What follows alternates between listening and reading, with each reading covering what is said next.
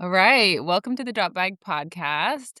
Megan is finally back. We have been missing Megan because you had to run off on one episode, which was Yes. a bummer. Yes. And you couldn't make the last one with Sierra DeGroff. So Mhm. make sure to listen to that one because it was fun getting to know her and having her share her experience with Western States and Badwater Double. She did I'm those so excited to listen to that. just, it was, I can't imagine. She's such a stud. So, but Megan is back and we're ready to recap Vermont 100. Yes. Yes. Oh, it So was we're so fun. excited. Yeah, Yes. Okay. So let's just jump right into our rundown because I'm sure you have a cool drop bag item that you got to use on your race that you can share with all of us. I do. I actually have a couple, but I'm gonna limit it to one. It's like the big Hey, one. okay. Yeah, the big Okay. one, which is the best. It was I used the new Ultraspire Zygos 6.0 race vest. So it was my first time using it in a race. I was gonna use it in my previous race, but I didn't because of the heat, but this was, like, the perfect race to try it out, and I love, love, love it. Um, it has so many pockets. It is like pockets in pockets in You pocket but not. can Huh? you can show tell. I mean, I can Do you go have it by grab you? it. I can go grab it. It's not by me, but it's Okay, not. I'll entertain everyone. I'll Okay. entertain everyone Okay, I'm while gonna you show go you. grab Okay. it. Stand by. Okay, run. Okay, run. All right, while we're waiting, I will share one, I hope you caught our last podcast where I shared how to get your stinky laundry. Oh, there's Megan's dogs. They're excited to see her. Okay, I shared how to get your stinky laundry or your stinky running clothes smelling good again using Arm& Hammer laundry booster and Lysol Tough Odor Eliminator. And Megan, sorry, I'm just wrapping up one of the Oh, things I wanted to share, but I yeah. shared it in the last podcast. It's how to get your stinky running clothes smelling good again. And, like, I am Oh, amazed because I had kind of like a stack of, like, like items. I was musty. gonna say Yeah. sports bras, but, like, everything that Yeah. I just was gonna have to throw out, even though that they were still good. But Mhm. I soaked them in my tub with those 2 products, and they smell good. Like, not only do they not smell weird and, Yeah. musty, they actually smell good. So So I have a question for you. Is that the thing where then the water gets like did the water get, like, brown from it? Because 'Cause I've seen that where people put all their stuff in the tub and they mix it, and then the water, like, you um, could see all the stuff that comes out. Did that happen? Did it? Ah! totally happened. I was like, "I do not wanna share this." They were clean clothes, like, I Mhm, washed them normally with Tide, mhm. so they were clean, and I put them in the bath with those products and hot water, and And I actually put them. I did it once, and it was so icky that I mhm, drained it and did it all and again, did and the it second again. time still had some stuff, but, Mhm. like, it was better. I'm gonna It have was to do gross. that. I'm gonna have to do that. I have a feeling I'm gonna be totally, totally grossed out by my clothes because they get I know, really I bad. haven't done my husband's yet. Uh-huh. I It's I know, I'm oh, like, yeah, so you now I need to do yeah. my husband's, and that's gonna Although be just as al although this is gonna sound, like, really funny, anyway, great product, 'cause I'm pretty sure my clothes are probably way dirtier than my husband's, which is awful to admit, but I can imagine. true, I I have a know. feeling Our mine husbands are aren't gonna running be 100 miles. really bad. Ah, but, oh, so I'm gonna have Yeah, to do and that. I've actually tried yeah, I've tried something like that before, and it didn't work. So, Mhm. I really liked these 2 products that I Yeah. found, and it totally worked, so, I'm gonna have good to news there. Okay, you got your vest. yes, I got my vest. This is the best. It's clean. I just got outta it was hanging up in the laundry room, that's why. But is it Here, is it Arm& Hammer clean? um, no. It's washer deep. I think I put it on, like, a deep wash cycle. I think that's what I do with all my really dirty clothes, which I don't even know if that's any different than a normal cycle, but it says deep wash, so that's what I go for. Um, but this is the Ultraspire vest. Um, I didn't even utilize, like, all the stuff that can go on in the back except for this, there's one pouch, this pouch. I think I threw in a hat because I didn't start with a hat, but I threw in my hat in there, and then I threw my, I had, like, a throwaway, not as good, um, headlamp to start with because you only really wear it for, like, 45 minutes, Okay. and then you don't need it anymore, so I just had that one, which was, like, just kinda like a standard headlamp. It's not like a running one or comfy, but then I ended up throwing that in this, like, just like a pouch in the back. But, there are, like, pockets on pockets on pockets. It's insane. So oh, this way. So, like, not only is there, so you have, like, your water, and then there's, like, this pocket here that you throw in, but then there's also, like, a zipper pocket on the pocket. So you get Ooh, okay. 2 in 1. So it's not only, like, so there's, like, for your water, and then there's a pocket here. Oh, can you see that? Yeah, pocket here. Then there's also, like, a zipper on that pocket. So it, like, utilizes the flap also as one, and Oh, then the sweet. side, and they're all big. So I could fit, like, multiple gels, like a handful of gels in the pockets. I could fit the maple syrup packets that I have, like, those are a little bigger because it's, like, technically 2 servings, it's, like, 300 and whatever calories, so, I could throw those in there. I had pockets up they had these, pockets up top that are zippered or, like, a pouch. I think I threw, like, my salt and, like, other stuff in there, and it was, like, I didn't run out of I didn't run out of pockets, and I had Mm, everything on me, a lot of stuff on me because I went, 30 miles to start, and then, like, I did 20-mile section, 20-mile section, 30, so I was going some pretty big chunks, so I had to carry all that fuel for, like, those chunks of time, and did not run out of space. They carry, 800 milliliter water bottles, so not the, like, your standard 5. They come with 800, so the 2 of the bottles together on the front are a full liter, which is what I used. Um yeah, so much space and so comfortable. It was so comfy. No chafing, no rubbing, no bouncing, no, it was like a second skin. It was like everything I could have expected, like, I could have wanted in a vest was I had. So, super, super, super happy with that. Uh, so, yeah, okay. that's my drop bag item. I will use again Yeah. and Let me recommend know highly. down. It's the Ultra Spire, what was it called? Zygos 6.0. Yep, Zygos 6.0. Yep, it's their new race vest. If you see some of the races that were just big at, like, Western States and Hard Rock, Hard they Rock. have this, like, steel light blue color. I think it's called steel Uh, blue, but it's this, like, very, very light colored baby blue color that a lot of the Ultraspire athletes are wearing for their race vest, probably because it's, like, so light in color. I just really like black mm, vests for some reason because I think they just match with everything. So, but yeah, so you'll see, a lot of, like, the pros, the real good runners running with that light blue color one, which is cool. But okay. yeah, it Um, was awesome. I like it. And you said you went, like, 30 miles with all the fuel that you needed, um, Start, yeah. I was at going one 30 chunk. What miles. about water, though? Did you refill water? Yeah, I would do that at the, whatever aid stations. But you know me, like, I carry all my fuel on me. I don't do aid station, Mhm. food so much. I think I'm going in the future, that's gonna be an experiment of mine to do some, like, potato chip or something. I'm Okay, you're going like, to "I try don't it. do aid station I'm food." go I'm going to try it just because my stomach, which we'll talk about, is very sensitive and did me dirty on this race. But, uh, I'm going to try. But, yeah, so I have to carry all my gels, um, and, like, the maple syrup and I did the Tailwind high carb stuff. So I had that in there too. So I had a lot of stuff.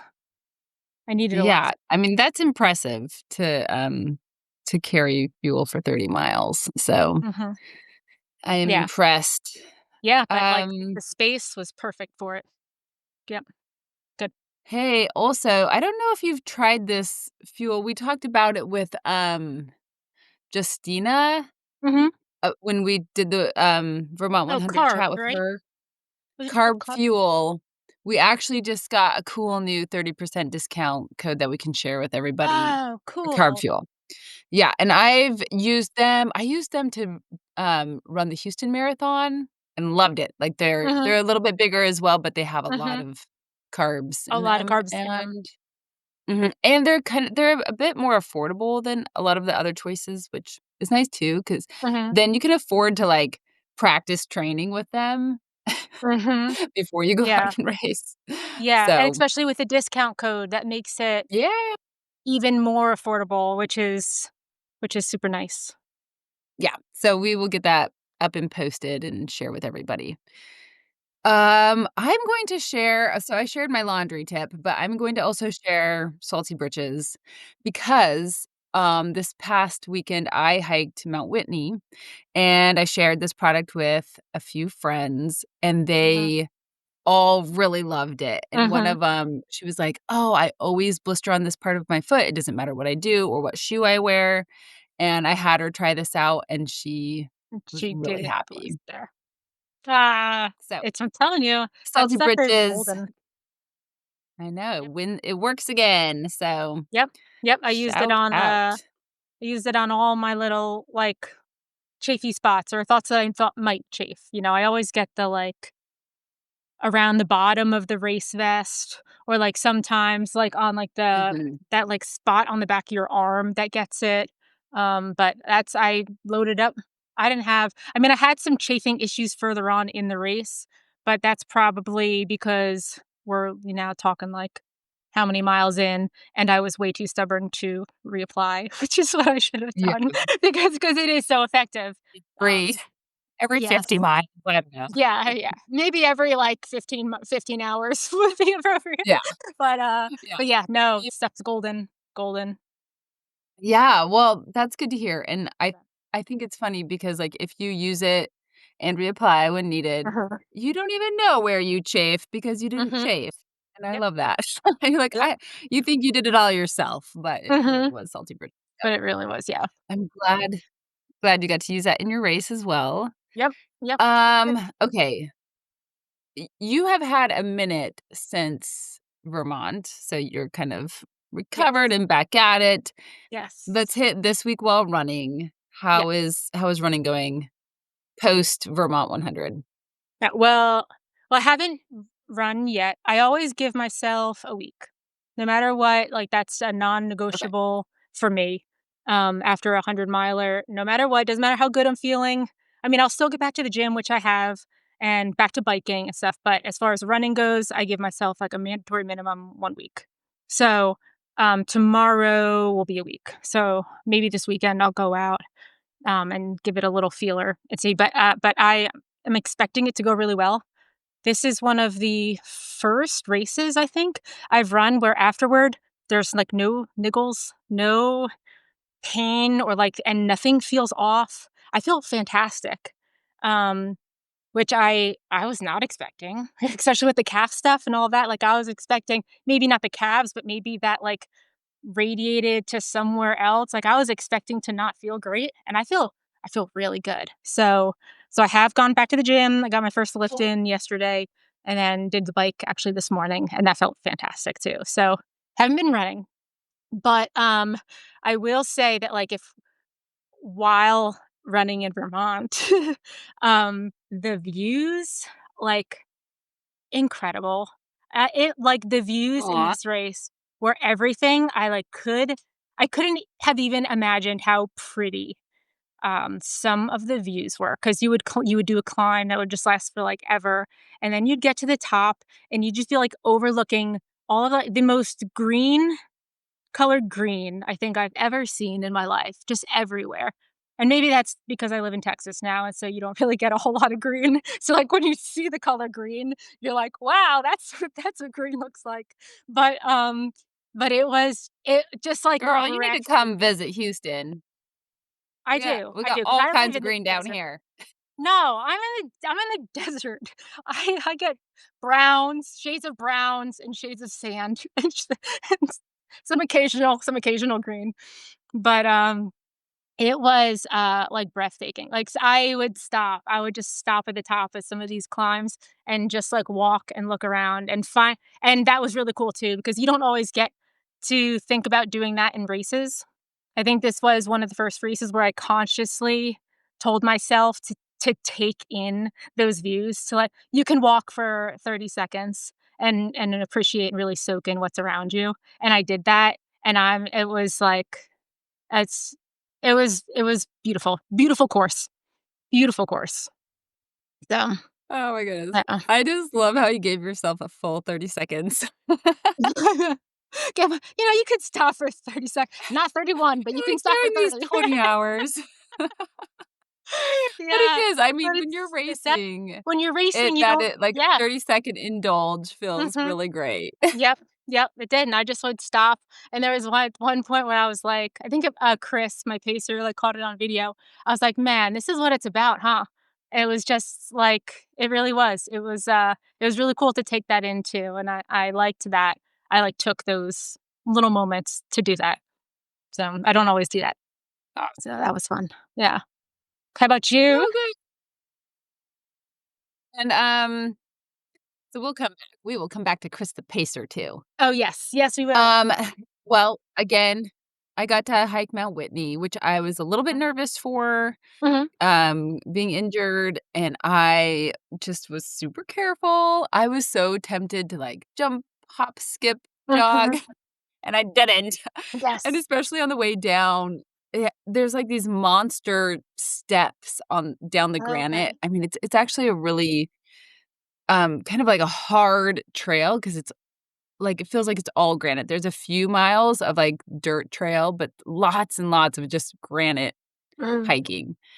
And the steps coming down or going up are just too big, so you have Mm. to kinda, like, it's a full lunge up there. So coming down, I was trying not to pound, and I was just, like, engaging my quads so much to try to make it lighter, but I did just fine, felt good. The views were just nuts. Um, that's a hard hike, so I appreciated getting to do something hard. That's yeah. But I have added so I'm feeling close. I'm feeling close to, jogging again, and so I have added some mobility because I just want to make sure my hips and legs are doing what they need to do to keep me Yep. healthy. So 3 mobility moves that I have added each morning Mhm. are 1, the bear walk, with, like, Yeah. your butt up in the air and straight legs, Yep. and you kind of do this bear walk. So I do that across my house several times, which is fun for everyone. And then I do the crab walk, which actually is really I don't know, my triceps are not prepared for the crab Mhm. walk. Like, they kind of my triceps give out. I'm like, "What's wrong with Mhm. them?" And then I think it's called the monster walk or dinosaur walk. Have you heard of this? I don't think so. No, I don't think so. Yeah, so it's kinda weird. So you kinda just squat down Okay. and just, like, let your knees go forward over your toes a bit, and then you just walk in the squat, like, kind of So like a duck sweet walk. like, opening up your back. Is it like a duck walk? Well, I've a heard of duck the duck walk. I mean, duck walks are, like, toes pointed in or toes pointed out, right? No, it's where it's just something like you're crouched really low to the ground, like as far as you can go, and you kinda just like let Let me maybe see we'll if have my camera are you can gonna pick this demonstrate? up in my closet. Yes. So Please demonstrate. I do this and then Oh, okay. No, so I've heard of like a monster band walk where you would put like the monster band and it's a similar motion like that where you would kinda like creep your legs forward, but there would be a band around your thighs that or would your be good. Yeah, that'd be a good or yeah, addition. That's like yeah. So that's good because neck and neck. it helps engage that band helps engage your glute medius. So when you do every time you step forward, so that might actually be something good for you with your Yeah. glutes. Okay, I'm gonna Throw add a band. bands. Throw a band around those legs. Okay. So Mhm. my plan is to start I'm gonna throw in a 1-mile jog Okay. starting tomorrow. I think I'm ready, and I think so, okay, here's my thought on recovery, is, like, what I would typically do is be like, "Oh, I'm recovered, 10-mile run." Mhm. Like, just go and, like, "Oh, everything's back to normal, here I go." Yep, yep, And I'm like, "That's actually not smart, obviously." And what I need to do is, like, I don't think I'm all the way better, but I think I yeah. am healing and I can handle a little bit more. Mhm, And so I thought, with that frame of mind, like, you are not healed yet, Kelly. uh-huh. You still need to recover.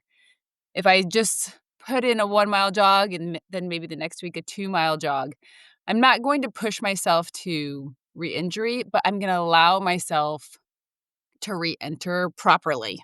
Mhm. So that's the other part of my plan. Yeah.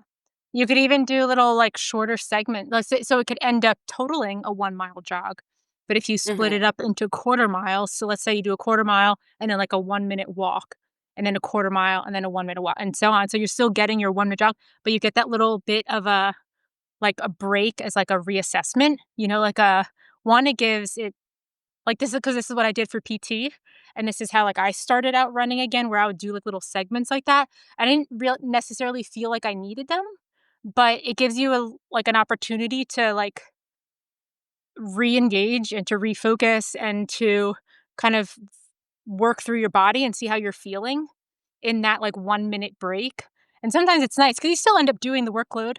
You still end up doing your mile or 2, whatever, but you just put these little breaks in, it gives your body a little bit of a break and your mind a little of a break. So I thought I personally liked that, I mean, I know there's a million different ways to do it, but, I really like that way, so that might be an option too, see if you like that. Mhm. You like that, Yeah, so and but really it that's is, like, just staying away from pain, yeah, monitoring, like, I'm not yep, trying to push through anything, which I think if I thought that I was, like, all better, mhm, I would push because mhm, I'm like yeah, whereas if I kinda go into this, like, "Hey, you're not better yet, but you are okay to do a little bit," that anything. will help me, so Yeah, that's really cool. I'm glad you're feeling better. so, okay, all Yeah, I mean, I was just really pumped to make it through that hike and feel like, yeah, I'm ready for a little something. I told you last time we were chatting that I did, defer Habanero 100 to Yeah. next year, so I have to kind of so the next thing that I was like, kind of had in mind was, I'm trying to get under a 3-hour marathon, so that's less trails, more kinda road stuff. And so I'm like, should I just kind of like start that training? Because the Yeah. marathon I'll try to do that at is the Houston one. It's not till January. So I can maybe like do some half marathons and like maybe even some 10Ks and some faster road stuff to try to kind of get ready for the marathon, Mhm. which actually isn't a bad idea either. Just like kind of having a little bit lighter mileage and getting some speed. So I'm trying to Mhm. figure out Yeah. what I'm gonna Yeah. See put on the how yeah, calendar. well, yeah, and, like, see how speed feels too, because sometimes that can be just as Yeah, demanding as yeah. mild. Yeah, I gotta be careful with that. Yeah. But I'm sure I So mean, you'll anyway, figure it okay, out. You'll let's figure it out. get to the yeah. Okay, so let's get to the exciting part. I want to okay. So here's my new segment for Megan, Oh, no, and what are we you can throwing at have me? more fun with this later because we have a lot to talk about, and it's just a quick would you rather. Oh, no. And since I know that Okay. you had Chris the Pacer Mhm. Chris the Pacer with you this time, my first would you rather is, would you rather run 100 miles solo or with a pacer? Ooh, I haven't run 100 miles without a pacer. My 200s, I had you and I had Chris. I'm gonna say Okay. pacer. I'm gonna say I'd rather with a pacer. It's such a refreshing I was in a like, we'll talk about it, but I was in a very, very, very low place when I picked up Chris. Mentally, emotionally, physically, I was very, very low, and, within 2 miles of running with Chris, so 3 miles, my I was lighter, I felt better, I had, like, a better mindset, a more positive mindset, because I was in a pretty negative one, and so, yes, pacer. I would rather run 100 miles with a pacer. Yeah, and with you Okay. too, like, same Well, thing with so you. the races you Yeah, so the races you haven't done, I mean, that the races that you have done without a pacer, so, Like was your 100 Ks. 100K Yeah. pacer? Yeah, I've done 200 Ks and I did not have a pacer. Okay, and, like, were you getting to the d and I think some 100Ks you can have a pacer though, You right? can. Yep, yeah, I could have for one of I think for both of them, actually. Usually pick them up at, like, mile 50 or something like that. They can run the So last looking back on that, do you think, like, "Oh, it would be nice to have a pacer even No, in a shorter race as well?" mm-mm, no, I probably wouldn't, 'cause I think at my mile 60, I think after that is when I hit my, like, lows. I'm usually pretty good. Even up at, like, if I start to feel not so good at, like, 50, mile 50, I can usually like, those last 10, you talk your mind into being like, "I got 10 left." And then you hit that, like, single digit where you're like, "I only have 9 left." And once you hit that, like, single digit number, there's something that clicks in here and you're just like, home stretch. So, I think I'm pretty good at keeping up my I like pacers for, like, the mental aspect, for the positivity they bring, for the like, it's a different feeling when you're running with somebody. So, but I usually don't experience that too much in 100 Ks so far, I don't think. Okay, Yeah, so I like 100 Ks for solo. solo. Okay, that's interesting. And I know we're jumping the gun here a little bit, but since we're on the topic, I want Mhm. you to, like, rapid fire off some of the things that Chris did that just Oh, man. saved the race for you. Like, what are some pacing tips that just he used and that you really enjoyed and that, like, all Mhm, pacers and runners could, like, at least have a chat about, like, "Hey, mhm. this is helpful," or whatever. Yeah. Like, positivity right off the bat, because he knew that I was hurting and feeling good. Um, Positivity. He was, like, asking questions, so it was taking my it was making me think a little bit, even if it was just about, like, "When was the last time you ate? Are you drinking? Are you" like, and just little questions like that with where I could answer yes or no and think, and he'll be like, "Have you taken electrolytes lately?" He'd be like, "Oh, actually, no, I should probably take a pill." And things like that. Um, Questions were really helpful. Um, he was taking a lot of video, so I know, like, this isn't probably, like, standard pacer duty, but he had a GoPro, and so he was taking all these videos for me and of the trail, of me running, of all the stuff, and it made it fun and interactive. He's like, "Hey, run up beside me, I wanna get you running with this beautiful landscape behind you." And so, it again, it, like, distracts you a little bit and makes it really super fun. So, that But I was like what you said, like, it kind of makes you put a smile on your face it because 'cause does. you're like, "Smile for the camera." Mhm. Yep, yep. Which is actually a great It's thing because it that's that really is. positivity It really is, coming and it's like, in and "Hey, I know you feel really, really bad right now." Not saying a curse word. He's like, "I know you're feeling really bad right now, but let's put a smile on and run past this camera real quick," you know? So, yeah, he was attentive.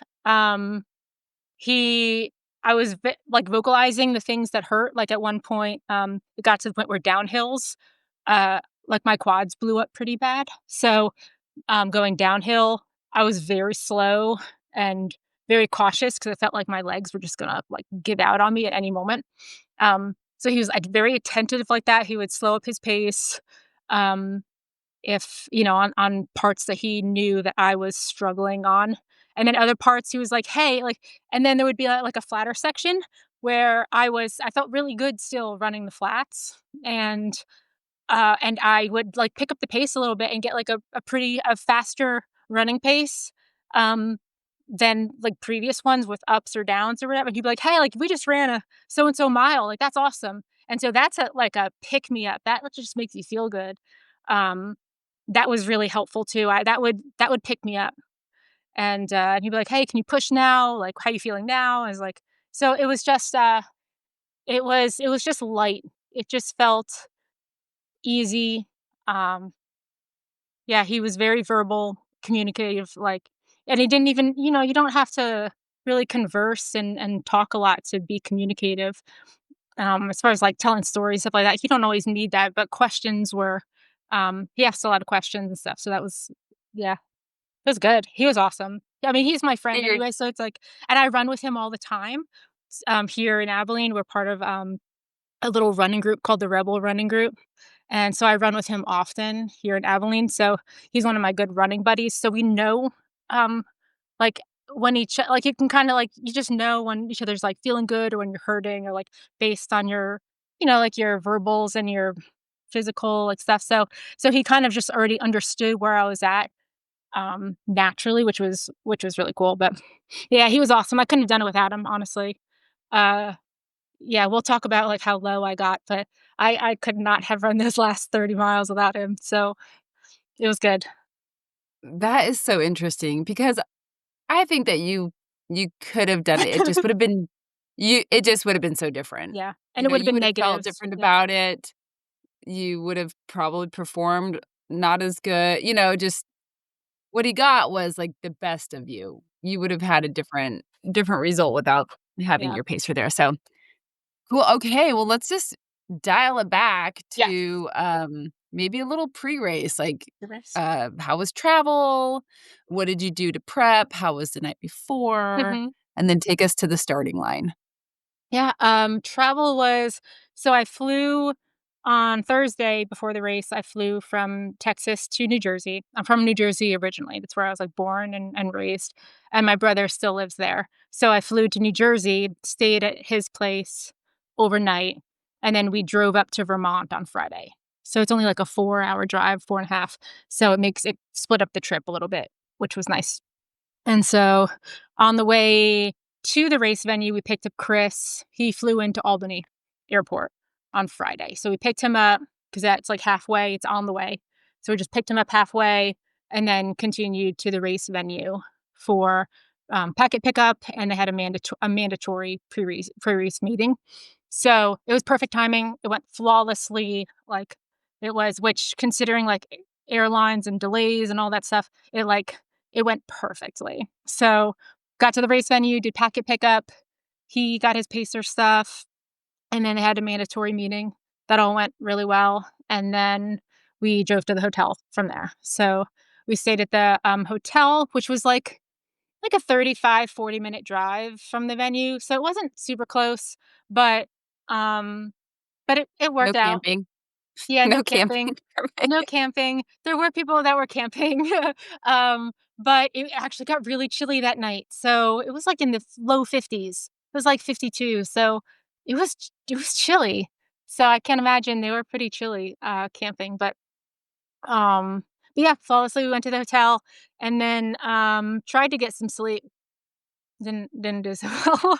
I Oh, maybe no. I maybe got because so the race starts at 4 a.m. So I was waking up Mhm. our hotel is like 40 minutes away-ish, and then you wanna get there super early because you don't wanna plus, to drive to the venue, you're driving these back country roads that are, like, swervy and, like, up, and it's just, like, you're, like, going like this to get to the race venue, all these, and it's dark, and you're driving at, like, 2 in the morning, 3 in the morning, so the drive there is kinda slow because you can't see anything and the roads are crazy, and, so I was waking up I think I woke up at, like, 1:45, Oh something like gosh. that, it was awful, but it didn't even matter because I didn't even sleep really, I tried to. I laid there, I think I, like, put my head down on the pillow at, like, 8:30 or 9, and I just, like, laid there, and I was relaxed.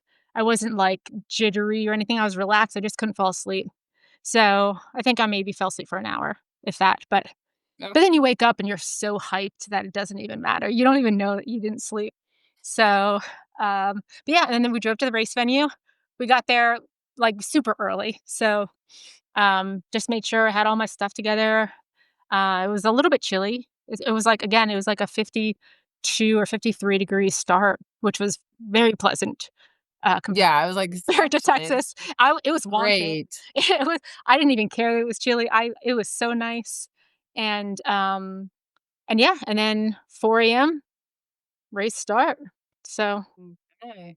No, it's tricky kind of trying to figure out when to show up because I have pushed that a few times, like, yeah. if I can wake up and drive to a race, and it was like the Cowtown Marathon. I had to get off out of my car. Luckily, Mhm. my husband was driving me. I had to get out of the car and run down the freeway, off the exit ramp, like a couple miles to the race start because there was so much traffic. We weren't gonna Oh, get off and park in time for me to line yeah. up. And, I mean, I'm pretty sure we were in line with other runners, so I was like, "Man, we're all sitting here All while s the race starts." waiting. So and I've done that at trail races as well, you know, it's tempting to, like, get as much sleep as you can Mhm, or, kinda just do the necessary part, but it's also, like, a lot of times you had to get your vest ready and kinda just, like, do some last minute, mhm. like, gear checks and just make sure everything's kinda put together, and Yeah, it's just lo double checking because especially for you, like, carrying all of your nutrition and carrying headlamps and all yeah, this extra gear, it's just you had to double check that stuff, and yeah. so you had to give yourself a little bit more time than you think you Yeah, need. I gave myself a lot of time. Again, that was only because of Chris. Because Chris is, he's he's very early at these things, Okay. right, He was on board. which is good, and I'm like, Yeah. so we're at the hotel, and I'm just like, "So, like, you wanna leave here at, race starts at 4," so I was like, "A little bit before 3," and he was like, "Maybe," and he was like, "You don't think you wanted more time than that?" And I was like, "Well, what about, like, 3:40? 3:30?" And he was like he was like, look at me like I'm crazy because I would He's do getting it, you all but freaked out. yeah, so I was like, "Okay, maybe we should get there earlier," and we did, and it was nice because then I could sit in the car, like, I could go through my vest and make sure that, like, Yeah, and everything just was chill in the out. pockets. Yep, and then just chill out and just, like, relax and get and it was honestly perfect. I think we got there, like, 40, 50 minutes early, but it was fine, like, it was perfect timing. I could wait in line for the porta potty because that always, like, lines up and you're waiting there, and so, Yeah. um This so yeah, it was if perfect. I ever do this when I'm camping, Mhm. that's the beauty of this race, like, you camp and you're right there. You can just, Yep, like, stay in your little bed right until yep, go time. yeah, yeah, I mean, you coulda slept a lot longer if you had camped right there. That's definitely the perk of it, So you but gotta get in on the camping, Megan. I Maybe know. someday. I will. If it's just me, like, solo or me and, like, like, something, then I would. But it actually worked out with my mom there and stuff because she helped. Oh, yeah, yeah. Yeah, Okay, and, so it worked out. good. Okay. So let's hit the start. Yeah, You're lined up and off you go. yeah, 3, 2, 1, start. The first, like, 15 miles were so pleasant. I was cruising. I was going, like, faster probably than I wanted to or should have, but it felt good. It was cool outside. Um, you're running in, like, the dark and it's cool, so you're just, like, letting your legs go. The first 15 miles just, like, flew by. Um, they were incredible. They were, like, rolly inclines and declines, so not the kind that you're hiking up, but there were some longer inclines and stuff, but you could still keep your feet moving up them, and it was so pleasant, and then you get to the top, and then you get this downhill that you just, like, let your legs go. It just felt like you were flying the first 15, and then, you hit, like, your first climb-ish, like, so that you're longer, it's, like, more than a mile long, and you're kinda just, like, grinding through it, and then the race got real after that. So after those then the incline and the elevation gain just was was good. It was, but yeah, so I would say from, like, mile 15 to 30, so I saw, Chris the first time he, crewed me was at the 50K mark, like, the 30 mark, and, that I remember cruising into him, and so that was I gave him, like, an approximate time based on what I did in Rocky, and so I was like, "Chris, just, like, kinda take into account this is, like, a lot more elevation, so it might be a little bit after this, but probably this is, like, the earliest I might get there," you know? And so I got into that, like, 8 or 10 minutes early, I think, than what I did in Oh, wow. Rocky. So, so he's like, "Man," he's like, "You're early." And I was like, I feel so good. I feel incredible," you know? And so crewed, everything went well. From mile 30 to mile 50, um, so that was I saw him again at 50. And so that 20-minute stretch was again, you had, like, a lot of climbing. the kind where you're hiking up it because, Mm. they're so long, like, you're looking up these backcountry roads, and they're just like the hill goes on forever, and you're just like, "W Where does that thing stop?" You know? So, there were a lot of climbs like that, um so that one again, I felt really good going from mile 30 to 50 when I saw him again. When I came into 50, I was right at my Rocky time. So I was right on point with my timing for him, and then it went downhill. And, like, not physically, like, everything mentally, Everything. everything went downhill. Everything but the course. Everything but the course That was went still downhill. uphill. Oh, man, yeah, my, like, digestive system gave out on me. I So from mile 50 to mile 70, that 20-mile is a that is, like that 20-mile stretch is called the Camp 10 Bear Loop. So, Camp 10 Bear is the aid station. So, it's the only aid station you hit twice. So the whole course is like is a giant loop, but that loop kind of like has a back loop to it, and then you continue on. Mhm. So you hit that one aid station twice. So saw it first with Chris at 50, and then you do this little 20-mile loop to come back to it, and then you continue on. And that 20-mile loop was like the longest 20 miles of my life. Um, Well, it was like all all climbing, the steepest climbs of the well, not there's one more steep climb, but majority of the steep climbs are in that, like, 10 loop, and it just feels like the whole thing is uphill. Like, I know it's not, but it just felt like the whole thing was a giant climb, and that's when my stomach started giving out on me, so those, like, 20 miles, like, n not to be, like, too graphic, but every time I would take a gel, like, within 5 minutes, I was on the side of the road, like, bathroom. yeah. It was rough, so it was every single time I was taking down a gel. That was my that was my other would you rather. Would you rather barf Mhm. or poo? Or Which end do poo. you want this coming out of? I've never barfed, in a race, but I did a lot of poo in this past race, and I think I would rather barf, if I'm being honest with I you. think so too. I I'm think like, the barfing, like, you can rinse your uh, mouth out with water and move on. yeah, Like, poo is a disaster. and it's a It's like whole you process.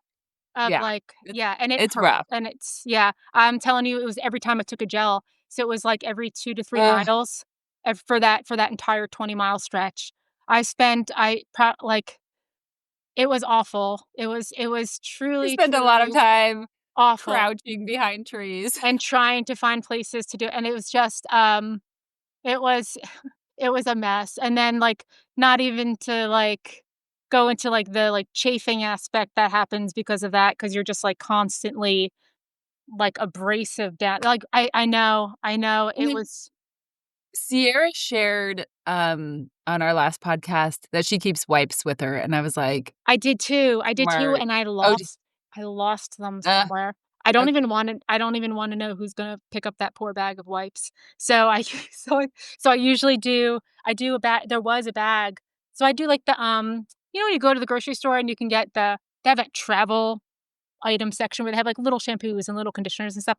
They have a thing with, like, little, like, toilet wipes, and it's just, like, a couple yeah. maybe there's, like, 10 or 15 in there. It's just a small little pack, but I usually pick up one of them and put it inside a plastic bag with, like, an extra plastic bag for, like, the used ones to go into, Right. and so I have it in my vest, and I lost it at some point. It fell out, so I was, wipeless and, Oh, like, no. no and it was a disaster. Like, That is so rough, uh because I wanna go back I need to go back and, I wanna say it was Rachel Entrekin who mhm, talked about, like, her booty mhm, spot mhm, mhm, chafing, and I'm like, I have been there, mhm, I not because I was losing it out the tail end, but mhm, just sweat and kind of, mhm. like yes, having to go to Yeah. the bathroom at times, but it is it's, like, brutal.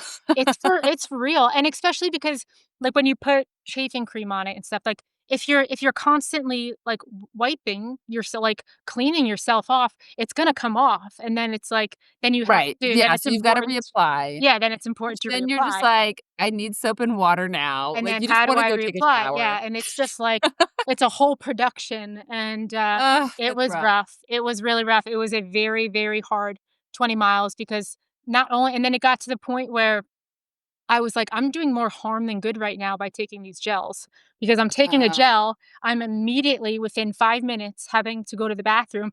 I'm losing water, losing electrolytes. I'm depleting my body essentially by trying to take these gels still. yeah, So, um, so I came into the, like, 70-mile mark that, like, where I picked up Chris as a pacer, and, I came in and they're like, "How you doing? How you" because I was late coming in, so my time well, not only because of all the climbs, so my time definitely would have decreased from Rocky because there was, like, thousands of feet of elevation gain in that, like, 20 miles, and, so it definitely would have slowed down originally, but then plus all those stops that I had to make, like, so I think I came in, like, 35 minutes late than what I expected to. okay. That's not Which terrible. isn't I was horrible, like, no. No, it was like for 35, having to 40 do all of minutes. that. Yeah, it was like 35, 40, something like that. Chris could probably tell you, but, um, uh, yeah, so I came in and I was in such a negative place because I was like, "How am I gonna finish 30 miles wi like, I c" and I had this, I got this I've never really had it before. I got this aversion, like, to chewing. So I couldn't even like, it made me nauseous to think about chewing, like eating solid food, which I've never had Mhm. before, and, so I was like, "Well, what am I gonna do now? Like, I can't take gels. I can't chew anything because it makes it I feel like I'm gonna, like, vomit, like, just thinking about it." And so I was like, "I don't know what to do," and so I had a couple of the I think I had 2 of the high carb tailwinds left, like, packets, which were my Mhm. lifesaver out there, like, because the only thing I could do was drink fluid, and that felt fine.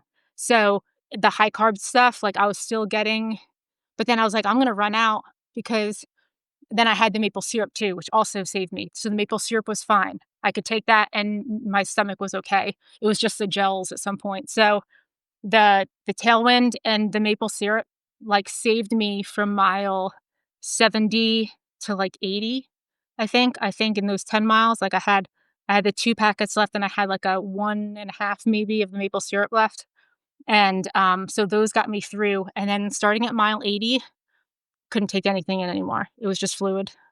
It was water and a little bit of tailwind that was left, and from mile 80 to 100 was nothing. Oof. Nothing but Well, water. Yeah. 2 things. One, I think it was Sarah Gage who we interviewed for Vermont 100 said to have, like, just tons of options. Mhm. So thank goodness you had those couple of options, but Yes. it's tricky because you maybe don't even realize, like, "Okay, I don't know which option's gonna work, and possibly I need, you know, 80 Mhm. miles of this working Mhm. or 50 miles of Yeah. this working." So it's hard to know even like, it's hard to have all of those options, and then it's hard to know how much of those options Yeah. to Yeah. bring as well, like, that's a lot Yep. to 'Cause figure out. that's what I was telling Chris too because, like, the tailwind was just like, in my brain, that was a supplement to my gels. I had peanut butter and jellies that I brought, I had the rice, maple syrup, like, mixtures that I make. Um, Oh, yeah. I had all that stuff, but the Tailwind was kinda just like my drinking supplement to that. It wasn't supposed to be my primary source by any means, and same thing with the maple syrup. I just brought a cou like, I think I brought 4 or 5 of those, but again, just to have as, like, because I know that I can take a quick shot of that and it's like I told you, it goes down like water, and it's so many calories, and it's just pure maple syrup, which I know I'm fine with. So those again were just like extras kind of like in case I needed it. I wasn't thinking about everything else going bad and then having to just like solely rely on those extras. And I didn't have enough of that stuff to last me like through to the end of the race at that point. So, had I had like an extra maybe packet or 2 of the Tailwind and another like 1 or 2 of the maple syrup things, I could have like had that throughout Got the those end of in. the race, but I didn't. and so I didn't wanna try anything else. They had scratch out on the course, which I know people really love, but I've never tried it before, so I didn't wanna mess with that, and I didn't wanna, like, because I was at the point where once I stopped taking the gels, my stomach had settled a little bit, so when I went out with Chris and stuff, I think I only had to stop, like, once or twice in those last 30 miles, to go to the bathroom, but it was, like, as long as I wasn't taking down gels or anything, like, my stomach was, like, I could feel it was a little bit off, but it wasn't remotely close to as bad as it was. Mm. Um, so I just You was so know afraid that something else I would take would just, like, set it off, and so I was like, "Well, once I'm done with this tailwind and maple syrup, like, I just gotta ride this out." So ugh, that's what I did, so that's a long way, and I did have an experience, so it was in Habanero last year where my stomach started to get upset. I don't remember what mile it was at, but I had listened to, a podcast. I wanna say it would was with David Roach and during one of his races, and Mhm, his stomach started to get upset, and so he skipped some of his nutrition because he was like, "I just need a yeah. break." Mhm, And I think we can get really scared of that, right? You're like, "No, mhm, nutrition has to be dialed like this," and so you just kind of force it down, and he didn't, and it kinda gave me the confidence in that race to be like, "I'm just gonna skip," like, I just took a lap with no nutrition, mhm. and it was just like I just needed a break from, like, From it. ingesting everything, Yeah, and it did the trick, so I mean, obviously, you were dealing with a lot more out there, but I just wanted to put that out there for yeah, people, like, sometimes it's okay to yeah, take a break if you're yeah. feeling it. You know who else has talked about that? Sally McRae. She said that, I don't know if she was pacing somebody. I think she was in a race, like one of her friends, and they had their stomach turn on them. And she's like, you know what? Like, what I want you to do is for the next like 10 miles, I just want you to drink water. I just want you to take little sips of water, Mhm. just do it, and like have like a complete, like a reset almost on your stomach. And then start again.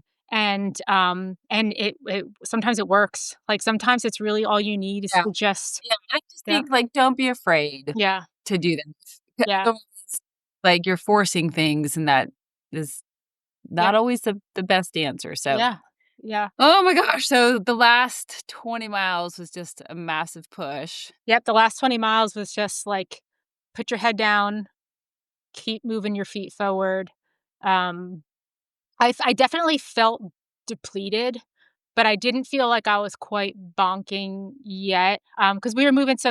Because I was thinking about so many other things too. Because my quads had given out by that point from. Because Oh, not only is it 17,000 feet of climbing, it's 17,000 feet of descending too, and you're rolling down some of these, like, steep declines, and so by the end by I would say by, like, when I hit like that 30 miles left mark, like, when I picked up Chris, my quads were like were were were screaming a little bit. so I blew my quads on Zion 100 to the point where I had to use my poles Mm, like crutches. Like, I would mhm. put them out in Oh, front of me, and I would kind of, like, hop in yep, between them, and I kinda just crutched my way right to the through finish, it.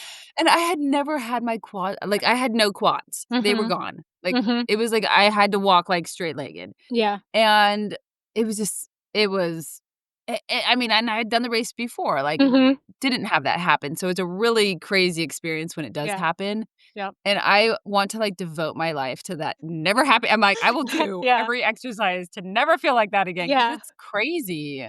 So Yeah. did you feel like yours were just, like, totally gone, or was it like It they still n had a little bit Not left in totally. them? I was riding the line between them just completely giving out, so on downhills, I was going like so slow.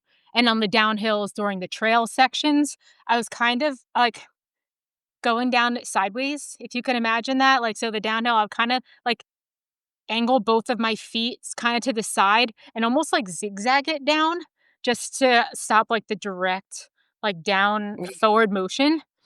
right, So I was right. trying to do the little zigzaggy sort of thing down just to change up the angle, and that felt good.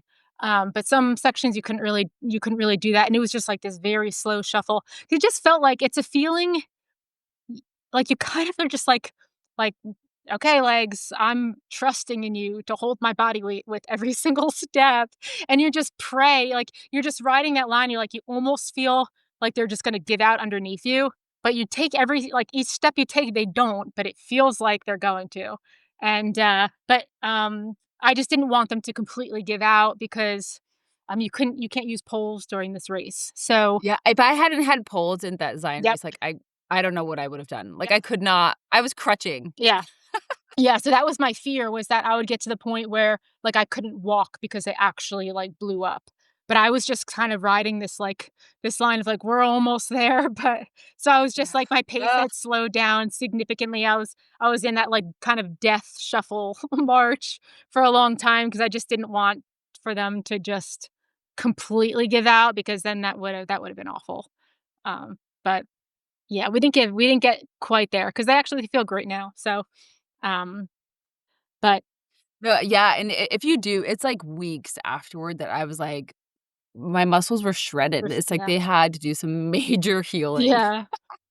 So Yeah. you will know. So, You will yeah. know if you blow your Yeah. quad. No, yeah, I wasn't quite that bad, but Good, I'm glad you in the avoided the moment, it full blown. definitely doesn't feel great, but yeah. So, yeah, so the last 20 miles were just a straight push. I was just taking in water, um some, like an electrolyte tab here and there, but again, I was so afraid of, like, ingesting anything, at that point, because I was finally at a point where I wasn't stopping every 2 to 3 miles, so you're just like, "I'm just gonna ride this out," like, I can push these last 20 miles, and those last 20 miles, man, they were pushed. They end like, the last 2 miles of this course are like like a climb.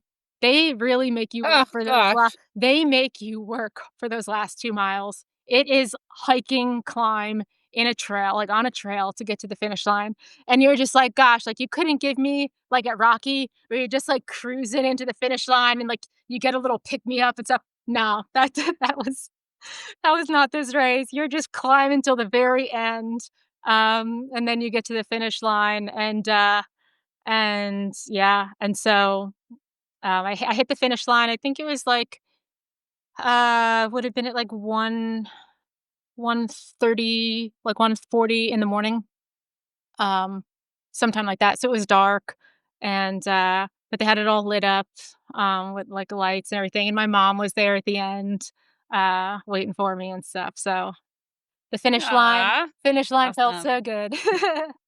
Oh, it's so good to have your mom there at the end. Just be like, Mhm, "Okay, mhm. help me."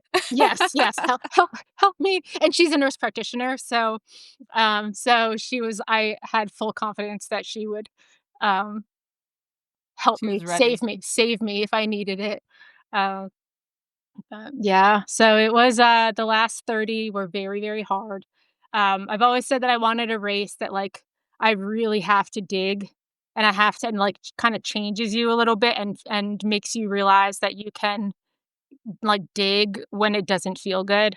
And so if I've like the last race, like, I pushed through pain, but that's a little bit different. That's a different feeling than pushing through, like, mental low, like, this, like, awful low place, which is where I was, like, when I first got Chris.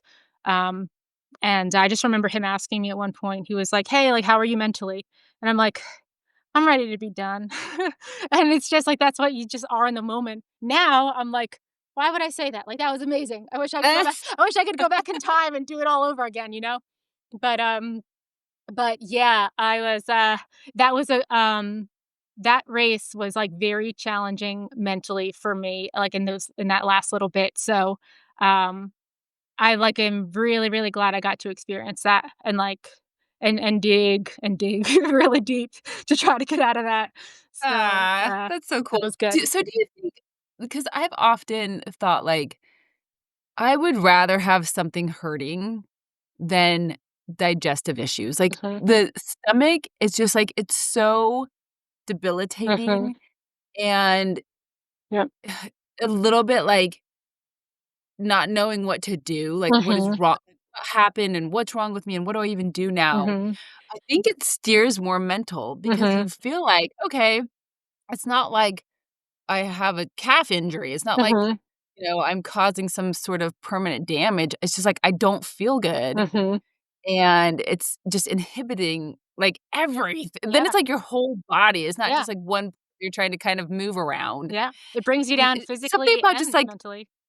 yeah, like, that nausea, it just gets to you mentally in a different Mhm. way. Do you think that's kind of the difference in the experience that you had on this race versus maybe Yes. the last one? Yeah, yeah. Because I 'cause I'm, I think, pretty tolerant of pain and pushing through pain. I think that's something that just I don't know if it's, like, genetically or whatever it is, like, for some reason, I've always been like that, like, I can push through things that are, like, physically painful, but when it starts to get you on, like, that level that I experienced, like, that mental level, the emotional level, that's a whole different feeling than physical pain, and it yeah, it brings you down to, like, a low place that you don't like, I don't wanna be there. I felt like when I first got to Chris, I was in such, like, a moody mood, and I thought to myself, I'm like, "Man, like, poor Chris has to deal with this, like, this side of me that that he probably hasn't even experienced." Because I was just like I just I was mad too. I was just, like, m mad and angry and frustrated that I felt that way, that, like, my stomach was that way. There's a lot of frustration, and, uh, and then you kind of always have that voice in your head that's like, "You still have 30 miles to go." You know, and, gosh, and I'm telling you though, like, once I stopped eating the gels and then I picked up Chris, within 2 miles of him just, like, chatting and being lighthearted and all that, I was in just such a better mental spot, so, like, very, very grateful that he was there and I had him, um, yeah, and from there, it was just kind of just like I said, like, one foot in front of the other, just keep moving, just, you know, get to the end. Yeah, and I think sometimes, it gives me, like, a little taste of somebody who might struggle more Mhm. mentally and emotionally, like, maybe a little look into, like, somebody who struggles with depression or, um, just, like, anxiety, things like that, where normally I don't have so much of that, but when you or even, I have a cousin who has, oh, I'm forgetting all my words. Mhm. Just like a chronic illness where you Okay. just, like, always don't feel good, and I just sometimes when I have been in that spot in a race, I just think, "Oh, like, I can't imagine getting through life and getting through just even daily tasks when you just, like, don't feel good," and Yeah. so I think it helps me maybe creates a little bit of understanding for me who are in those Mhm. situations more, and that's part of something I enjoy from these races as well. It's like, not only can you, like, learn a lot about yourself and Mhm. um, just like how you respond and grow in these races, but also helps you to maybe relate to others in a different way as well. Yeah. Absolutely, and a lot of people use those races and running as a coping mechanism and as a way to get out of those feelings, so then it kinda makes you feel like how difficult that must be to go through that kinda stuff, and then to have these really hard races is, like, what makes you feel good.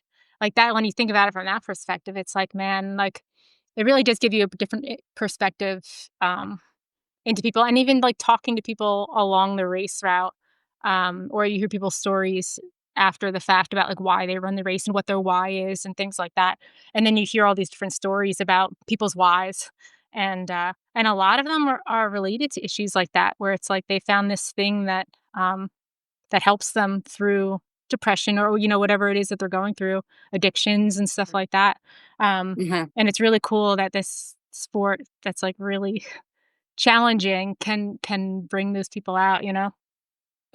I know, it's like, "Let's fix this hard thing with With this with really something hard that's thing." with something that's also really hard And that and just doesn't means we're all always feel crazy, good. so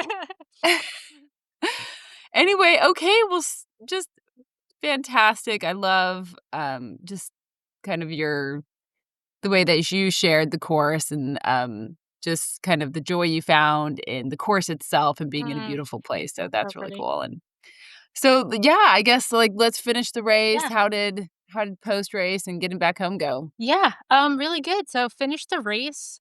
I ended up with, 8th female, I think, which was way which was unexpected, unplanned, like, I didn't think I was even gonna get top 10. Um, but that felt really cool, and then, it got, it was like 21:38, I think Mhm. was the time, which again, like, I had always said my goal before the calf injury was under 24 hours. So then with the calf injury and not having a whole lot of running, like, up until this race after the 100K, that was just, like, icing on the cake. Like, I couldn't have expected that or, anything. So I was just, like, over the moon. I was just well, one, because you finish and you have all of those, like, finisher endorphins that are just, like, crazy, but also I was just like, "Man," like, I couldn't have asked for, I mean, I could have had a better race technically with my stomach, Well, but, like you're I saying, couldn't have I mean, asked for anything better than that. it's coming off of, like, a really Yep. imperfect training Yeah. block, like, Yep. not what you wanted, coming off of injury, and, I Yeah. mean, you just kind of trusted and believed Mhm. yourself through this race, Yeah. and so I think it's Yeah. incredible that you had such an amazing race and that you're like, Yeah. you And that I didn't feel good. re-injure anything, Yep. you kind of sailed through the race and Yeah. wound up now, like, ready for more, so Yeah. I I think that's yeah, I amazing. still am mind blown, yeah, still and even that I feel really good and that I didn't, like, re-aggravate it or anything. I feel really Yeah. good. I feel really good right now. So, back to, like, the post-race recovery things. For the first so I finished, it was, like, almost 2 in the morning, and so there was, like, a little bit of a walk from the finish line, which finishes in the woods, like, out to the fields where they have the tent and the parking and stuff. It's just, like, a tiny bit of a walk, and so I had to get, like, helped by my mom and Chris to make that walk because I was just so depleted of everything, of I needed food really badly, and I just didn't feel like eating either, so everybody's like so they keep asking, my mom's like, "You have to eat something," and Chris is like, You know, you gotta eat something too," and so I sat and I just couldn't really, like, think of anything. They were doing, like, burgers and hot dogs and all these things, and I was like, I can't. I don't wanna eat anything." And then I was like, "Oh, do they have broth?" Because there was something about broth that, I was like, "I want that. I could do that." And so they were doing ramen noodles, and, in, like, a little, like, stovetop thing they had, and I took down a cup of ramen noodles, and it was amazing. It was because it was then a little bit chillier again, so it was, like, down to the 50s, and I don't know about you, but I get super, super cold Mhm. when I finish racing, and so, colder than you normally would during, like, the temperature that you're in. So Yeah, I have, like, I got the really cold. dumbest pictures of myself, like, Yeah. nothing's showing except for my Except face you're because 'cause I'm all wrapped up Yeah. afterward. So I sat down in this tent, whatever, and then I started getting, like, pretty cold, and, so the ramen helped with like, because it was warm too, but it was just, like, salty and delicious, and so I took down a cup of ramen, and then, thankfully, um, Chris was like my mom had asked, like, "Do you want anything from the table over there and stuff?" And I was like, "No." I was like, "I This is, like, probably the only thing that I can, like, take down right now." And then so she was like, "Okay," and then we were getting ready to go, and Chris was like, "No, no, no," he goes, "Make her a plate, like, just, like, put everything on the plate because I guarantee you in, like, an hour, she's gonna be really hungry and she's gonna be starving and wanna eat." So, thankfully, he said that because, like, she made me up a hot dog and she threw, like, some cookies on the plate and, like, a sandwich something else, and then so by the time we got to the back to the hotel, I was ravenous. I was like, "I want that hot dog so bad," and it was probably the greatest hot dog I've ever eaten in my entire life. It was so good. Oh, man, I just I just remember Okay, me yeah, I love Chris's, like, post-race pacing still, he is still because, I mean, obviously, you are not gonna be thinking straight, mm-mm, and it's like your body just continues, like, I think that's one of the craziest feelings after these races is, like, mhm, your body doesn't stop yeah, like, you have stopped running, but your body mhm, continues to run for, like, hours for afterward, hours. and so getting in a lot of post-race fuel is Yeah, so important, and it's gonna make you feel better faster, like, quicker, yes, that so it's like, it's just so important to get that food in, and yes, Chris did that, and he did that, and and I think it's a great I'm thing to telling you, add. I was so thankful for that. because I got back to the hotel Like, and I add felt that to pacer duties, yes, the yes, post-race food. post-race, post-race. Like, even if you don't want it in that exact moment, I promise you're going to want it in, like, an hour or 2, and you're gonna need it in an hour or Right, 2. Yep. and what were you gonna do at 3 o'clock in the morning? There Yeah. wouldn't have been any food, Nope, nope. you know? And not only was I ravenous, like, I felt weak. Like, I felt, like my blood sugar was super low. I felt, like, shaky. I was sitting there in the hotel and I was like, you could tell, like, my body needed fuel and needed food and stuff, and, Yeah, like, thank God for like, I had that hot dog, and, like, I wasn't even able to shower yet because I felt so shaky and so yeah. lightheaded, and so I ate that hot dog, and I within, like, That's 5 minutes. bad, Megan. Yeah. Post-race, hundreds are baths. They are yeah. Oh, yeah, no, this hotel only had a shower, and Oh, so no. I would've, like, laid down at the bottom of the shower.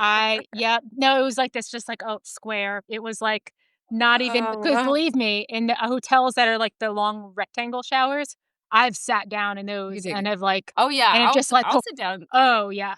Oh, yeah, but nope, Sit down, let the water pour like a down. stall shower. It was just like a square, and you were just, like, standing in it, and so it was a quick it was a very quick shower, and, uh, and then got back, but, yeah, there was, like, the next I didn't sleep because, again, like, my body still runs, and so I'm Turned on. exhausted, but I can't sleep yet. Like, I lay there in bed, and I couldn't fall asleep, and, I had these awful, breathing issues. I was, so I laid there in bed, and then I remember, like, getting up, like, finally I think it was, like so we had to get up early because the next morning is when you get your buckles. They do, like, a barbecue, yeah, so you didn't even get your buckle yet. Oof. I Okay. know, I know, so you the next day, you can either choose to have it shipped to you, or you can go to, like, this big barbecue lunch thing that they have for everybody where it's, like, an award ceremony and buckle give out and stuff, and so I think, like, the fire department, like, barbecues for everybody and stuff, so it's really nice, but you have to, like, wake Yeah. up early, so it starts, like, a half an hour after the cutoff time, so, like, people were still running, Okay. like, into it, and then so they technically got their stuff after their race, but so we had to get up early to then go to that, and so, they'll get up early, I wasn't really sleeping, but I felt awful, so I, like, sat up in bed, and I couldn't breathe, I had, like, 0 breath, I felt like every time I was, like, having these very shallow breaths because I couldn't breathe deep, and I was it was very scary. Like, I was sitting there, my mom's, like, sleeping in bed behind me, and I'm, like, having these shallow breaths, and my heart rate is spiking. I couldn't catch my breath, and so, I don't know if it was just, like, fluid buildup in my lungs or whatever it was, but, like, I would walk up, like, the set of stairs in the hotel, and I'd have to sit to, like, catch my breath again for, like, the next, like, 24 hours or 48 hours for some Wow. reason. It was pretty scary. I've never had that I'm happen. amazed you could go upstairs, though. That's I did, good. it was slow, it was slow, but yeah, then I felt like I immediately had to sit because I couldn't catch my breath, and, but that was only maybe, like, 24, 36 hours or something after the race, and then it started getting better and Mm, better and better, but, um but yeah, it was that was really weird for me too, I haven't had that happen before, um okay. Yeah, that's interesting, and I think just kinda going back to what you said, like, you need like, you take a solid week off after Mhm. these things, like, Mhm. you do not please do not run, Yep. please do not push your body after these Mm-mm. things because and you might feel like you could, Mhm. you might feel like, it even maybe sounds good to get a little like, Yep. please give your body a break. Let it like, you don't I don't know, unless you go get, like, a full physical and check up and you, like, are Mhm. super dialed on all those stats, like, it's just not Yeah. smart to push Yep. this body Yeah. that's Let your body been recover, and, like, in that recovery is building too, so it's like it's recovery, and I get how people feel like they wanna do stuff because it's just part of their routine, like, normal, like, activity for these things. When you're, like, an ultra runner, you're used to every single day running or doing recovery or having these chunks, hours of your day dedicated to whatever it is that you're doing, and then suddenly, when you're told not to do anything, you have all this time and you feel like you need to, like, fill it with that activity, and you feel, like, pressured to, but it is like, actually feel my body rebuilding. Like, I don't even think of it as Mhm. time off or recovery. I think of it as rebuilding. I think you have to refocus your mind, your state of mind, like your the way you think into it being a build now instead of like time off. Like let your body heal. Time off, Yeah, yeah. yeah. And so, like I said, like it's a mandatory 1 week for me. But I did get on the bike this morning, and the bike it felt really good. So, um, Yeah, definitely, I mean, just don't run. yeah, just do other things. Like, Just do yeah, not pound yeah, those same muscles and same bones yep, yep. and use your race planner post-recovery. There's Post. in each of our planners, there are usually at least 2 weeks Yes. of Yep. post-race, like, just, like, some reflection Yep. and go ahead and plan. I always encourage people to plan that post-race Mhm. ahead of time, Before time. Yep. so when you hit it, you're like, "Okay, I am going to stick to my plan of Mhm. recovery/build, but also here are some fun things that I threw in there for myself Yep. while I'm kind of struggling to get Yep. back to normal." So, Yeah, mine is like my first week is recovery no matter what, like, it's, like, recovery in big letters, but then it's always that, like, little, like, in parentheses, like, "If you feel good, go to the gym, do some upper body," like, "If you feel good, if you wanna swim or bike or yeah, whatever."